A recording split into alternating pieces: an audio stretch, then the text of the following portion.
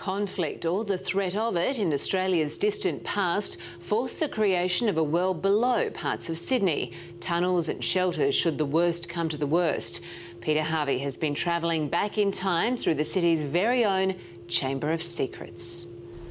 This is the harbour's upside, familiar and loved, but there's a downside to all of this too. It's not nature's work, but man's, deep beneath, just as worthy of marvel.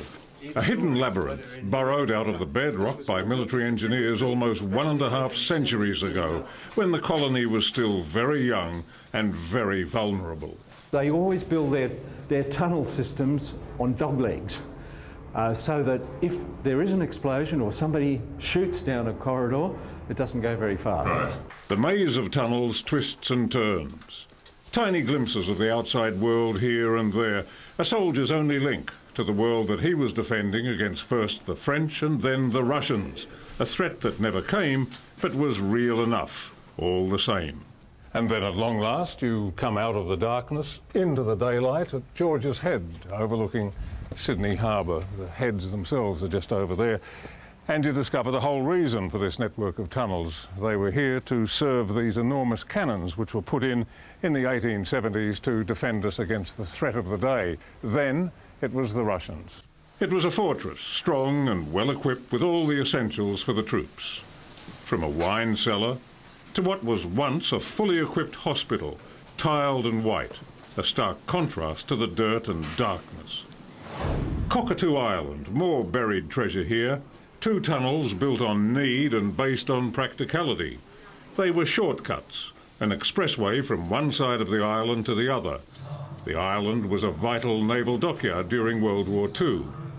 The tunnels also doubled as shelter should Sydney ever be bombed. In the 1940s, there was the threat. We had the midget subs come into the harbour and you needed to have a safe haven, because this island during the Second World War was operating 24 hours a day. The tunnels beneath our city weren't just used as havens, they were also swanky hideouts. Stroll along busy George Street and you'd almost miss one. A hidden staircase, weaving deep down to the jewel in Sydney's underground crown, the Hilton Hotel's Marble Bar. I think it's just when you come down, there's a sense of arrival. There are 5 doors that lead to nowhere and a skylight lit only by fluoros. These are the only remnants of almost 2 centuries ago when the bar was built, above ground. In the 1960s, though, the block was redeveloped and the bar preserved, piece by piece, completely reassembled in a bunker downstairs. More than 100 tons of marble. Every type of Australian marble, in fact, has been used here. We can hear the metro running underneath us, so that's the next level under us here that flows into the city. From the underground digs of Sydney's high society to the tunnels where the city's doomed breathe their last. Underneath the Darlinghurst courthouse, this is the real death row. The halls where murderers and bushrangers passed through before they passed on. Out of the courtroom and into the gallows just upstairs.